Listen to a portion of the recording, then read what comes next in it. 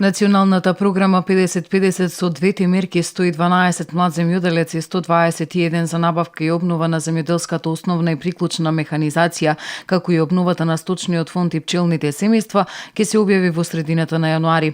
Интересот бил голем и за двете мерки, но посебно земјоделските стопанства биле насочени кон мерката 121.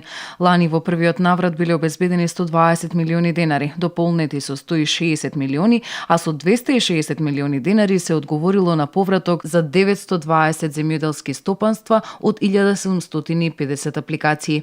Некои од земјоделците се осудија или си дозволија да прават деловни планови во фирмите кои што продаваат механизација или во приватни консултанти кои што потоа испадна дека не се точни и овде немаше корекција, иако за некои направивме веќе приговори, но мислам дека ќе бидат неуспешни приговорите, па токму поради тоа се распишува мерката во месец јануари, со цел и тие што не добија да може да бидат апликативни, односно да бидат одобрени. Пелагонискиот регион бил најголемиот апликант не само за оваа мерка и националната програма, туку и за ИПАРД програмата. Повеќе од 60% се претежно во Битолскиот регион, заедно со општините Битола, Могила и Новаци.